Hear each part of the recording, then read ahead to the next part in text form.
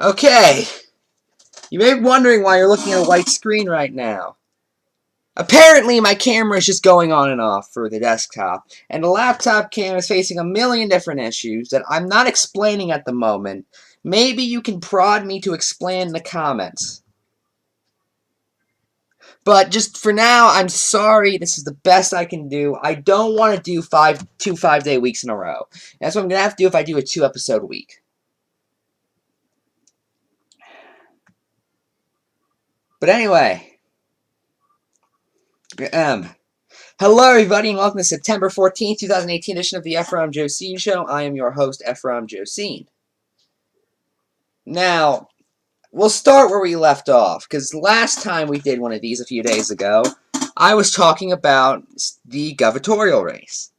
Specifically, the Democratic race between Andrew Cuomo and Sylvia Nixon. Now, yes, I am aware that Andrew Cuomo unfortunately won. However, and this is the however, I will still endorse him. And why is that? Well, it's because the other people are typically a little worse than even the worst Democrats.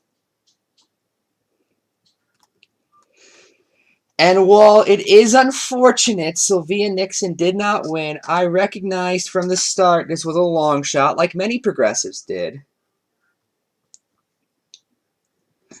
Including Kyle Kalinske even. He recognized this was a big possibly.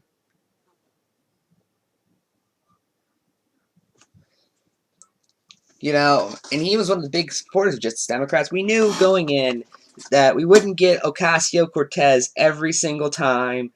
We'd be lucky if we got it half the time. But apparently we're just getting it normal amount of times, which is maybe never. Except for that one. We could at least do one. And that's better than most. Anyway, yeah, this is just going to be an MP3 episode. So just feel free to turn on something else while you watch this.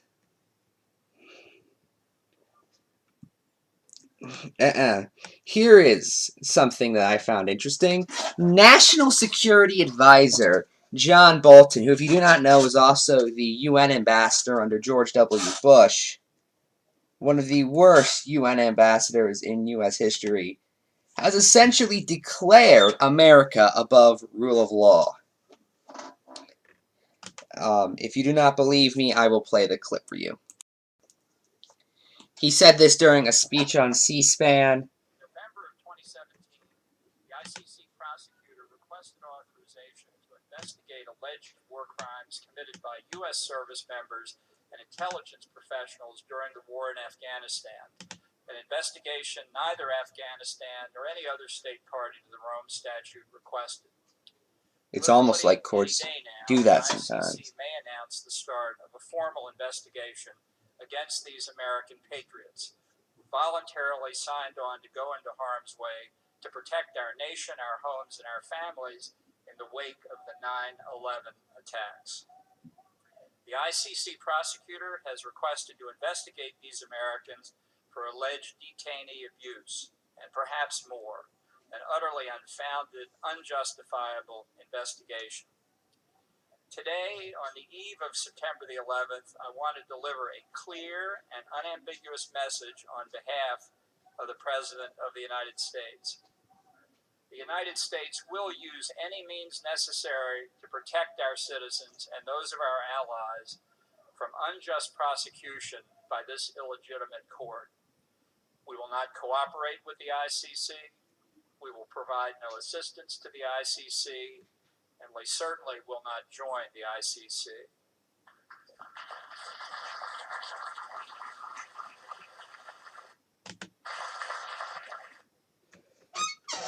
You've heard of horseshoe theory, I assume.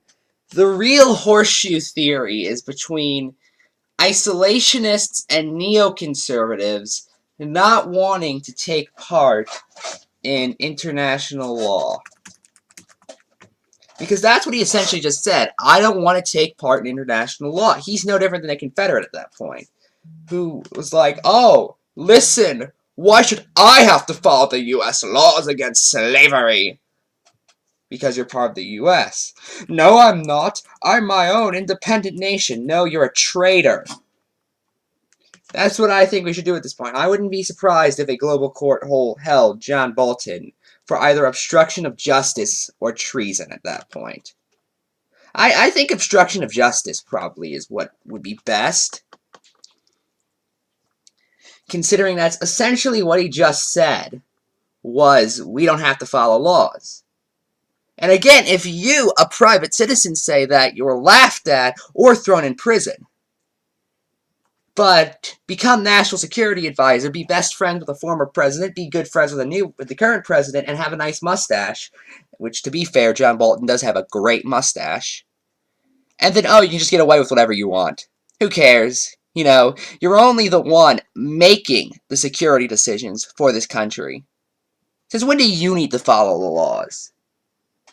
John Bolton is honestly probably the biggest mistake the administration has made, in my opinion. John Bolton started his career as a neoconservative, pushing for the Iraq War, and still pushes for the Iraq War, still believes it's the greatest thing, still wants to do that to everywhere. And yet he still also thinks we should balance the budget and, you know, the Middle East is going to be stable and happy days will be here again and all that, blah, blah, blah. The point is, John Bolton is, I don't even want to say he's stupid. I think he's genuinely dangerous. And I don't mean even in a normal politician way. Like, someone like, you know, obviously Mike Pence is dangerous. Mike Pompeo's dangerous. There's a lot of Mikes in this administration. You know, Lindsey Graham is dangerous. Bolton is actively aware of what he's doing. But anyway, there's also a column we have to cover. That's how the show works now, according to me. And I figured I'd leave it up to a wheel, so I have 3 columns on standby. One is from Andrew Klavan, who, if you don't know, is one of the Daily Wire guys. One is from Krishoff, doesn't need any introductions, he's Courtney Krishoff. I think we actually covered her this week. And one is a town hall column that was originally supposed to be in this episode, so I'm going to spin the wheel. You guys can't see it, so I can just make up the answer if I wanted to. But I'm not going to, because I'm nice like that. Andrew Klavan! Let's read his new column. The left has abandoned the American idea trademark. Yeah, Klavan's doing a vague appeal to patriotism. A conservative movement dedicated to the freedom of the individual must allow for disagreement. Okay.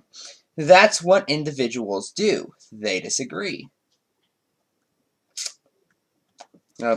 Not always, but okay.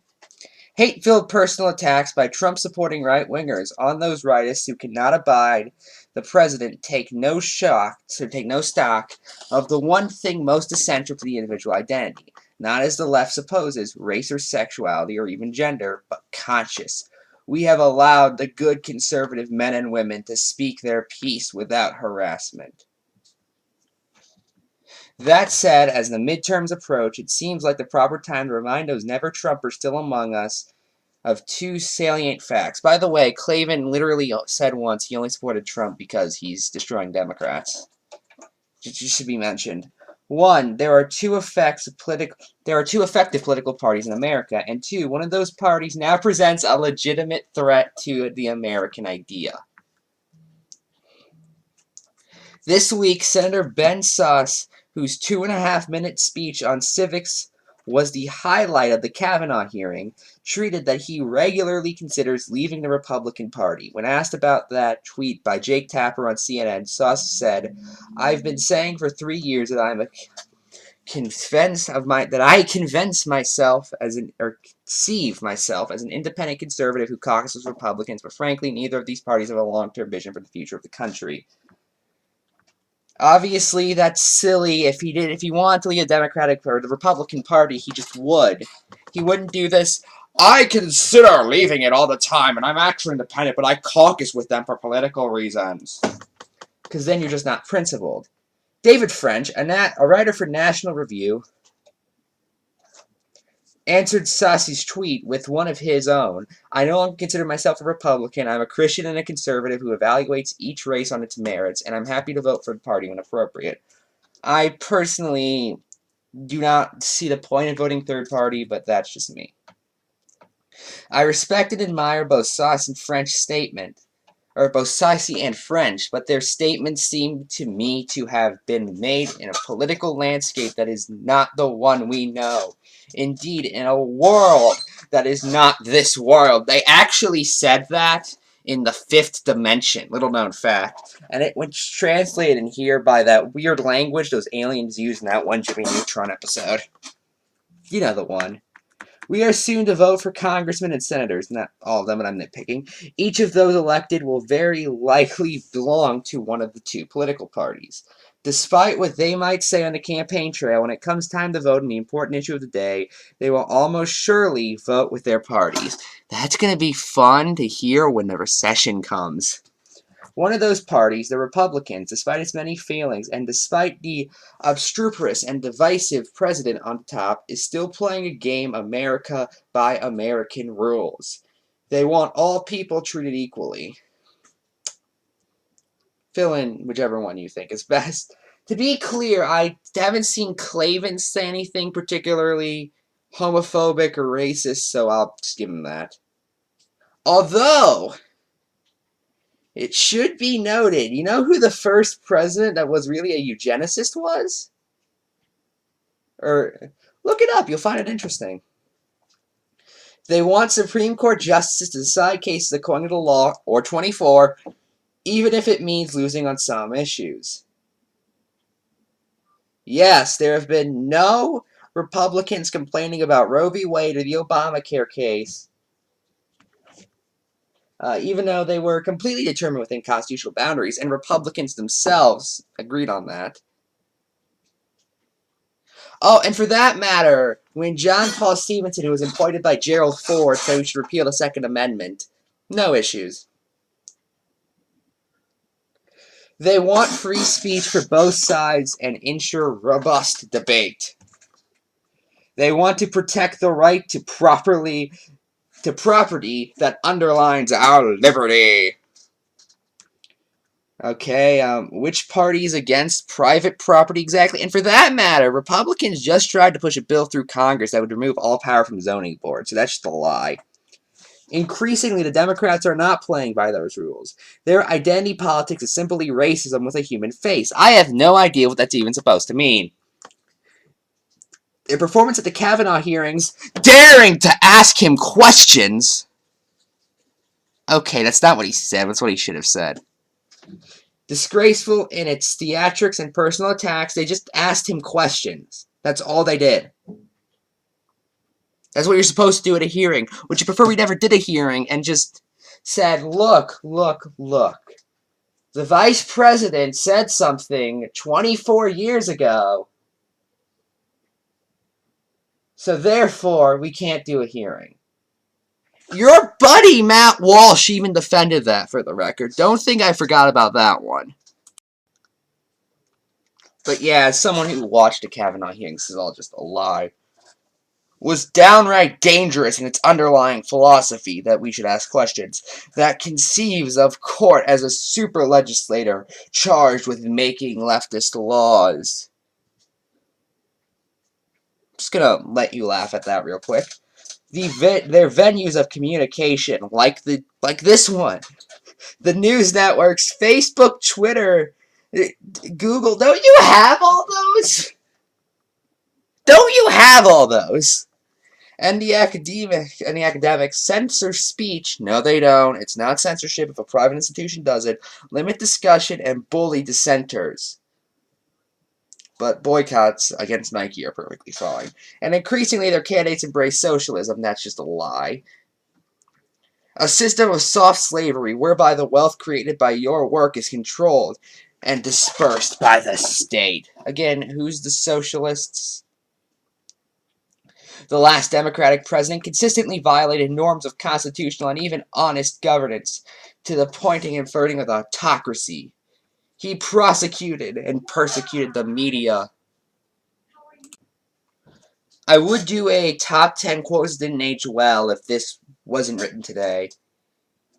He used the IRS, the Justice Department, and the intelligence community to harass and spy on his political opponents. It's almost like no one should have given the president that power to begin with, which we did in the 2003, or right? No, it was 2001 when the Patriot Act was signed into law. Obama just used powers that were already given to him.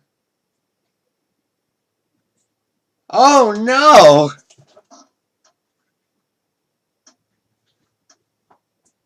But as for the IRS thing, that has been going on since Nixon. And I'm not familiar enough with the Justice Department scandal to really talk about it. However, again, maybe we shouldn't have given them that power in the first place. For all the noise about Donald Trump and all the noise from Donald Trump, he has done nothing that approaches these violations. Unless and until he does, he remains, despite his questionable character, his chaotic management style, and his often absurd tweets, a bulwark against something far worse than himself. Um, let's see, using the IR. Well, he still continued the NSA spying. The Patriot Act is still in law, dude. He never stopped the IR. For that matter, there's no proof Obama himself was connected to the IRS thing. There was some proof. There's some okayish proof that a few congressional Democrats were, but not the president as far as I'm aware.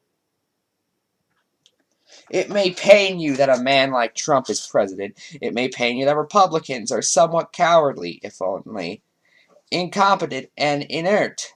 There is much work to be done in reforming the GOP. Let's make him like Roosevelt painted. Well, except for that weird eugenics stuff. That can go away. But in the real world, as things stand, under what higher morality... Oh, you are doing this again.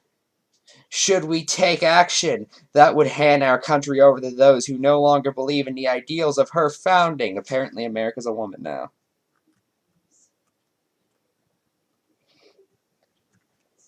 Anyway, that's it.